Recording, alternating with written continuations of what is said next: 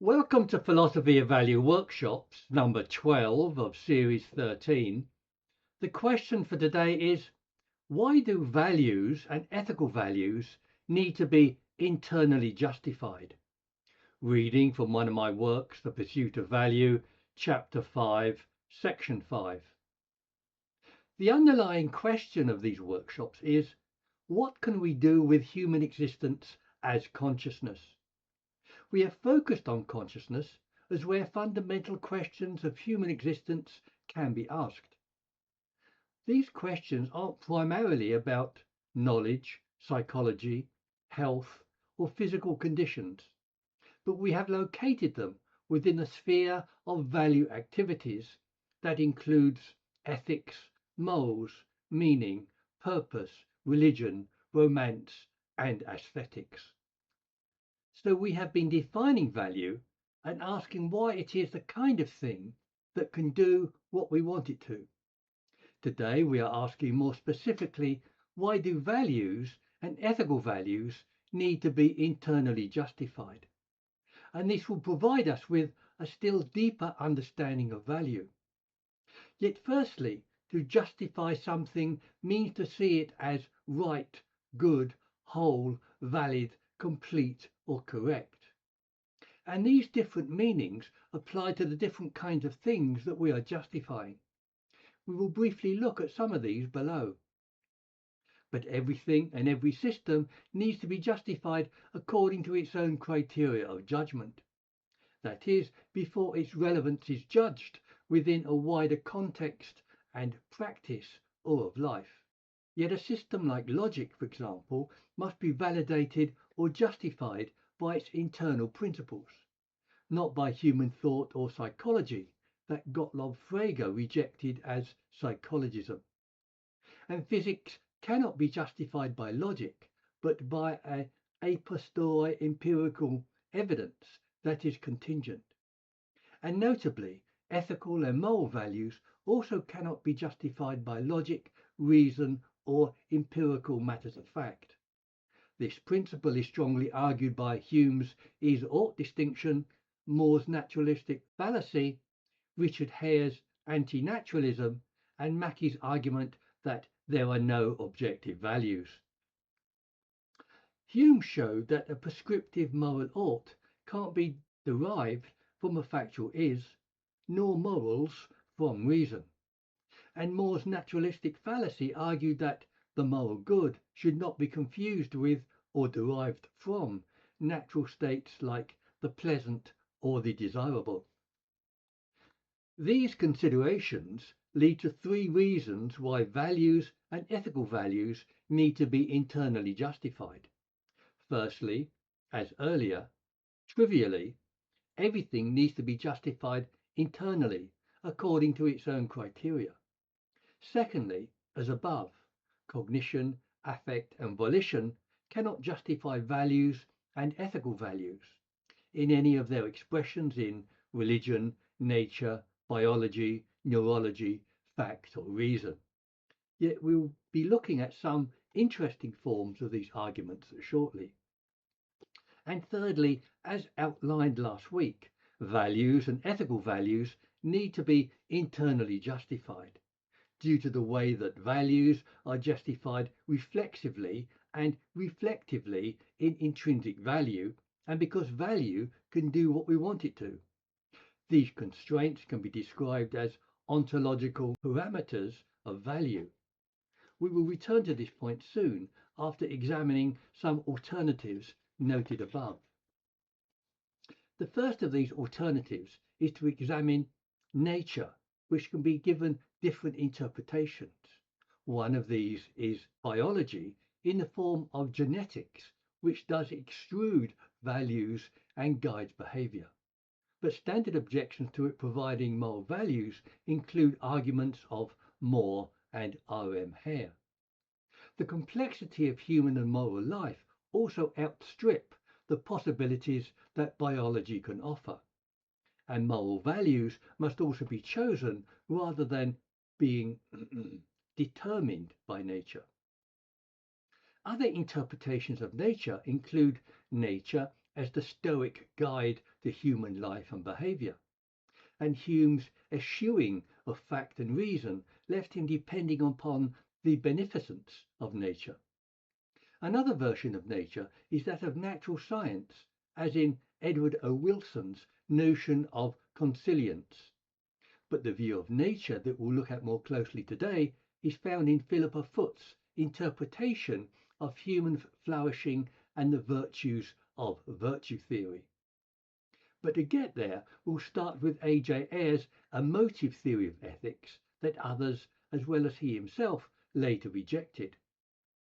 C.S. Stevenson replaced Ayer's emotions with attitudes such as approval and disapproval.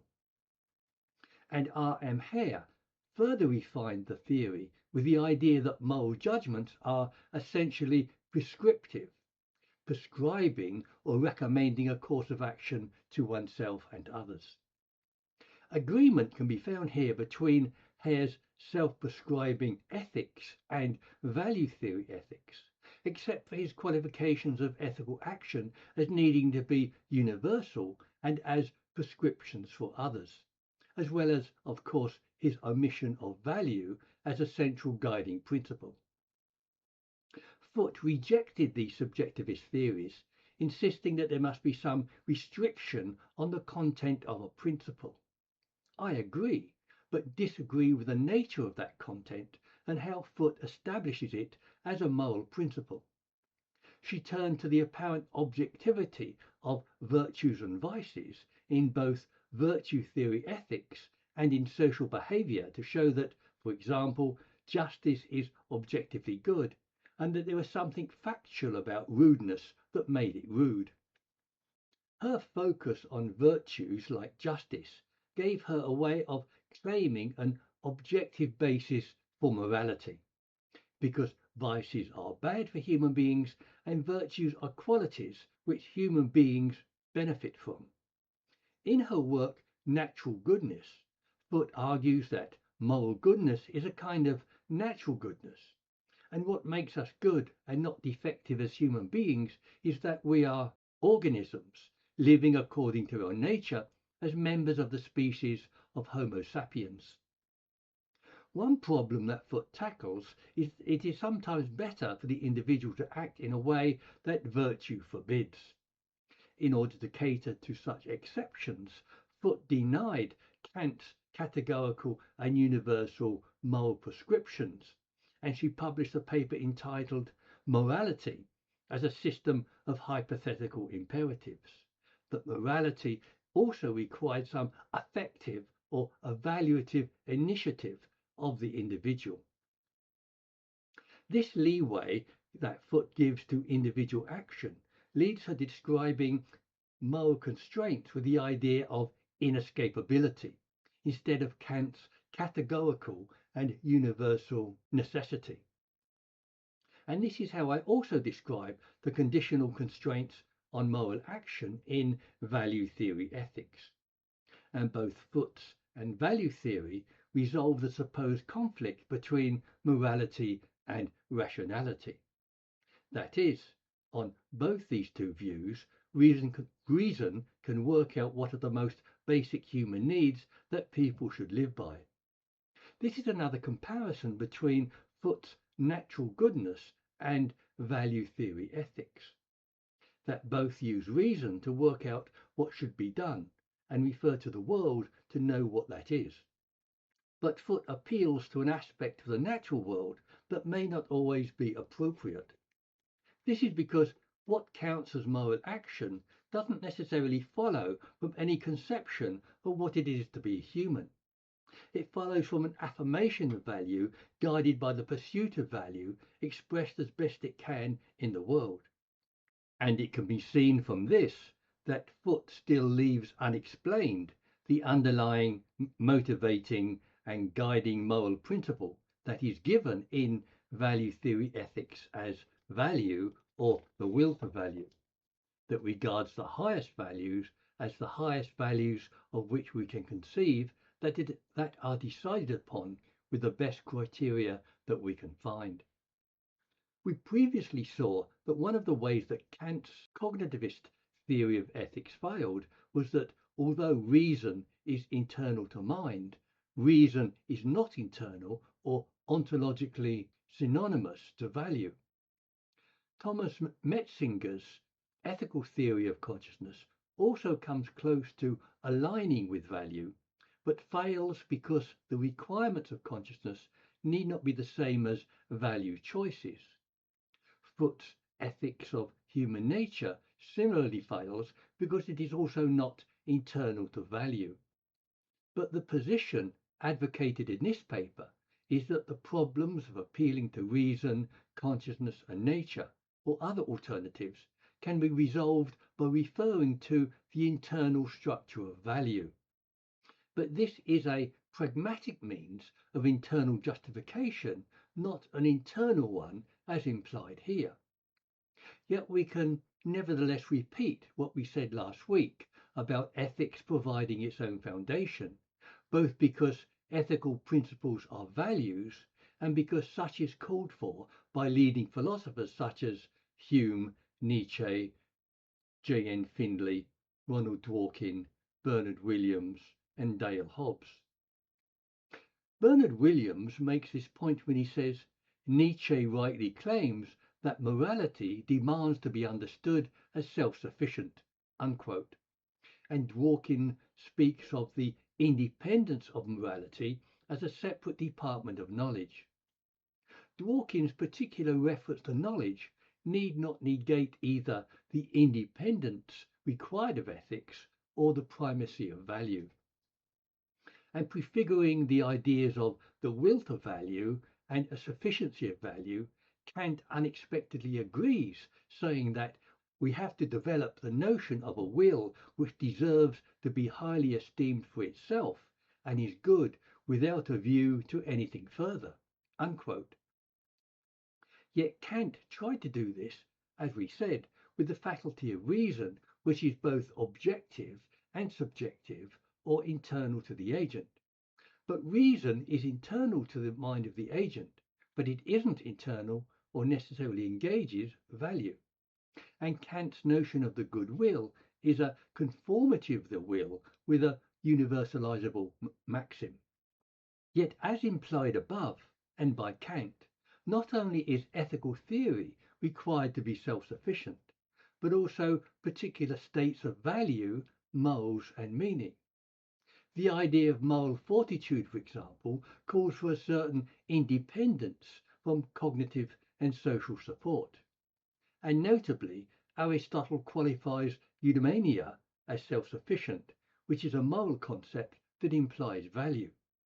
And these ideas are coming close to formulating the concept of value sufficiency as a culminating objective in value theory ethics and in a value theory of meaning. Another point was made earlier that everything needs to be justified internally according to its own criteria, but that justification of value is different, and not just because value has its own kind of criteria, nor just because values are subjective states of consciousness, but because values are subject to reflective consciousness and choice that must engage the will as elements of one's own consciousness. Values and ethical values need to be internally justified because that is the only way that they can be justified. But we now need to know about the structure of that justification process that must include aspects of reflective consciousness, cognition, affect, and volition. One indication of why values need to be internally justified can be taken from last week's discussion about intrinsic value as a reflective process which inherently attributes value to itself in an act of tacit volition due to the reflexive and internalist character of intrinsic values. Intrinsic value is also often thought to provide a means of justification. I talk about tacit volition because I also want to discuss intrinsic value in ambiguous cases, such as in humans who want to die, or in comas, or in the possibility of seminal intrinsic value in animals. which takes us back to discussing another aspect of nature. The view that animals can have seminal intrinsic value presupposes that ordinary value states can be produced biologically without reflective consciousness or deliberated cognition. The primary example is reproduction, which is so important that it must be genetically encoded. Yet there are many other biological values like survival of the tribe and offspring, nourishment, and satisfying thirst. We can presuppose that these behaviors involve feelings and values because they inform complex behavior, such as the need to satisfying thirst that makes water of value. But that value isn't object dependent and could be satisfied with, for example, grapes instead of water. Creatures of uncertain consciousness, like insects, unable to perform such complex behaviors. The point of this discussion has been to show that intrinsic value is produced by an internal volition, which in the case of the tacit volition of pre-reflective animals produces a less explicit form of intrinsic value that found in reflectively conscious humans. But we need to find more ways to understand and explain this internal process. Last week, we talked about Heidegger on thinking against values, and he explains that precisely through the characterization of something as a value, what is so valued is robbed of its worth. Unquote. Heidegger seems to want to exclude his concepts of care and being from human assessment. Yet Heidegger's aversion to values prompts us to ask, why is there such a view that when values are grasped or conceptualized, they lose their significance? In Heidegger's case, values reduce the sacredness of being to subjective and calculable estimations. Similarly, conceptualization reduces mysteriousness and other fancies that might be projected onto the idea. More generously, values may need to be defined ostensively in broad context, lost in conceptualization. Or further, values as something actually valued may be aggregated by extensive investment in experiences that again are lost in conceptualization. And these reticences tell us something about the idea of value as something in itself. That is, it needs to be grasped in a particular way. Related to Heidegger's interest in time as the horizon of being, and his notion of care as the being of Dasein, as well as our previously discussed view of time as a factor in producing value, both as an aggregation of diversity and as a space or opening that draws value forward, adds to the appreciation of a special apprehension of value, enabling us to now look at time as one of the contours or parameters of value. Against John McDowell and Thomas Nagel's arguments against time biases that the present is just a time among others and confers no special status on the circumstances which occupy it. Unquote. Phenomenologists, going back to Brentano, recognize different modes or temporal presentations of the past, present, and the future. With respect to value, Nietzsche holds that the present must absolutely not be justified by reference to a future. Unquote. And Sartre similarly echoes the view that we have neither behind us nor before us any means of justification or excuse.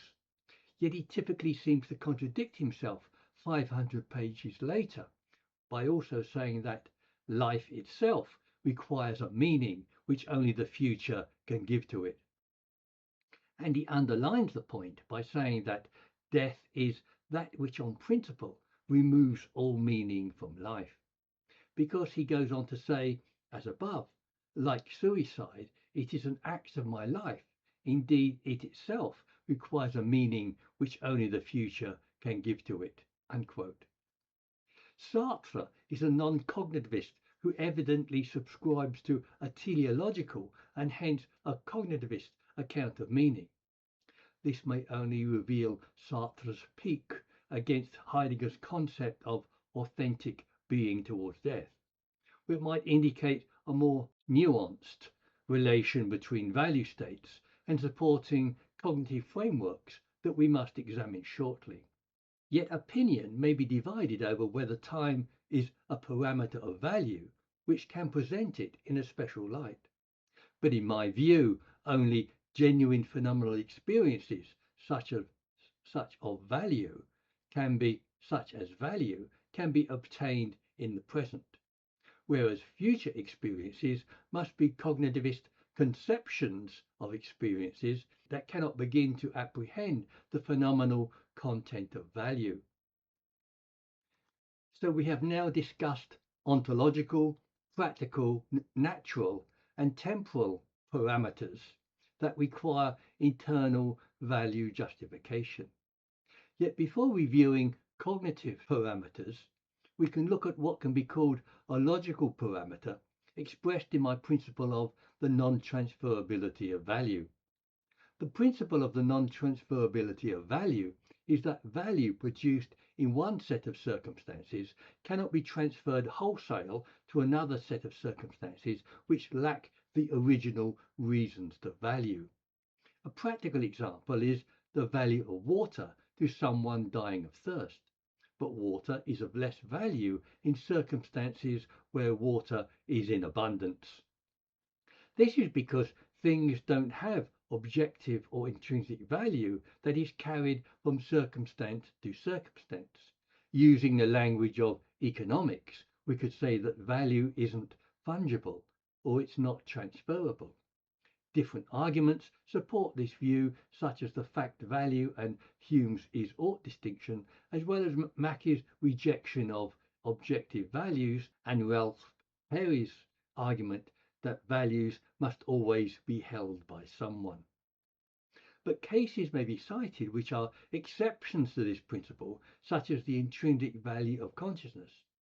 But the intrinsic value of consciousness isn't transferred as much as it is carried to another circumstance. And although consciousness may have its own means of establishing its intrinsic value, that doesn't mean that it must be accepted as such in various circumstances. And more obviously, like water is a precondition of life, just because consciousness is a precondition of value, that doesn't mean that consciousness must be of value for different reasons in other circumstances. Another example is found in the idea of survival as a human objective or an ethical principle. And when confronted with death, it's understandable how survival can become an urgent objective. But without this urgency, the value of survival cannot compete as an overriding value. A final example of mistaken transfer of value is found in the social scientist Tristan Engelhardt's view that knowledge is always value laden because it involves the cost of acquiring it. Here, the cost of acquiring value are fallaciously transferred to knowledge in general. But knowledge is value laden due to the anthropocentric perspectives we always have of it. These are examples of how value cannot be legitimately transferred between circumstances or context, and they demonstrate a logical parameter which shows how values need to be internally justified. In addition to these ontological, practical, natural, temporal, and logical parameters of value, we can also have cognitive parameters, but in a different sense to that of the fact-value distinction at the root of distinctions given by such as Hume, Moore, Mackie, and Putnam. The point here is rather the close relation between facts and values, or even their interpenetration or concatenation found in value-laden facts and that the character of values is largely determined by the quality of their objects. And this close relation often leads to conflation between values and their cognitive objects, resulting in misleading cognitivist and ideal object accounts of value. Yet we can distinguish cognitive states from non-cognitive affect or value states with the concept of intentionality. And Brentano student Twardowski distinguished the content of intentionality from its objects. Husserl then named the objects of intentionality as its noema and their contents as noesis. We don't really need these technical terms, yet they help to define the elements involved. The point is that whereas cognitive states can be defined and constituted by their intentional objects, non-cognitive states like value can be defined and constituted by their experiential internal contents. That is, it is the inner experience that largely defines and constitutes values and value states. And that approach is crucial for defining the phenomenal character of value. The idea can be explained both with an externalist view and with the metaphor of consciousness and value likened to liquid in a container. In the language of metaphor, the container is needed to give shape and form to the liquid, but thicker or more substantial liquid or mental states won't need so much support. This externalist account of consciousness, cognition, and non-cognitive states, like value, indicates at least 5 things.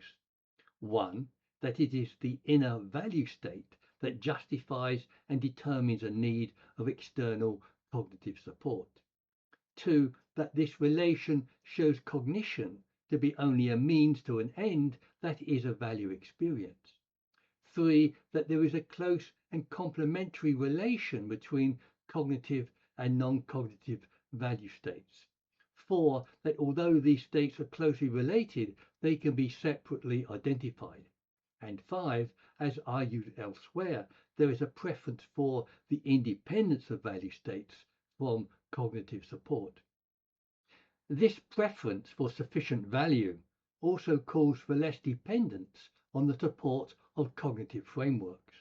With increasing awareness, the standard by which the sufficiency of value is assessed will become more refined, and justification will need to be found to a greater degree in terms of that value experience rather than in terms of external or objective frames of reference.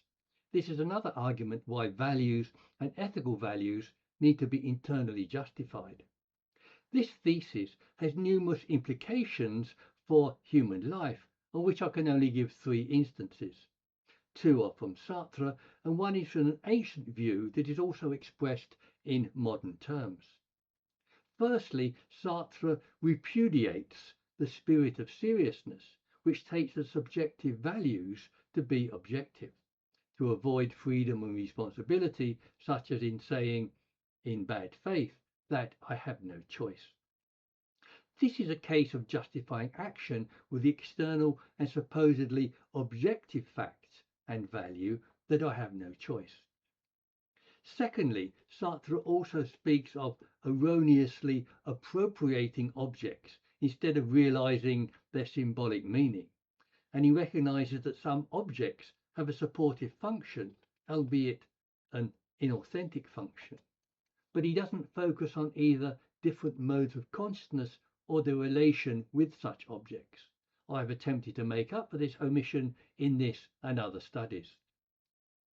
My third point is about an ancient insight from nearly all religions and from Aristotle to modern psychology that recognizes the virtue of an independence from overweening conceptions of oneself and a dependence on social endorsement and the opinions of others to enhance self-esteem.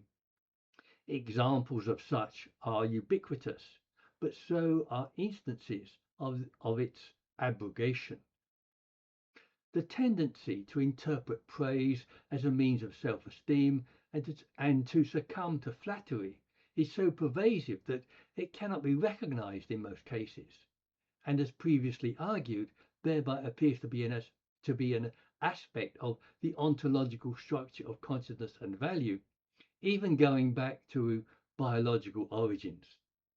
The point here, of course, isn't to present some kind of ethical prescription, but to primarily illustrate how ubiquitous tendencies and forms of behavior need to be explained and justified internally in terms of value.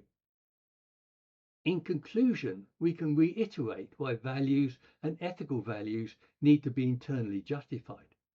It is because although ontological, practical, natural, temporal, logical, and cognitive parameters give shape and contour to value, they also set limits to the possibilities of justification, which must finally be done subjectively in such terms as personal investment and belief, as well as choice.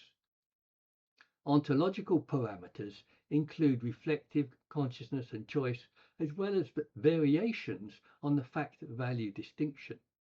In practice, that means that everything needs to be justified according to its own criteria of judgment. Natural parameters include science and biology, as well as interpretations of human nature. Temporality and time produced another division within the present and the past and the future. A logical parameter was found in the principle of the non-transferability of value, and cognition was presented as a framework as well as a value constraint. These are the reasons why values and ethical values need to be internally justified. Yet justification implies assessment or judgment of preferred expressions of value. And in this analysis, it took the form of a certain independence or sufficiency of value, which sought to move beyond social and cognitive means of supporting value states. So let me have your comments or criticisms at the meeting or on websites like meetup.com, YouTube or Zoom.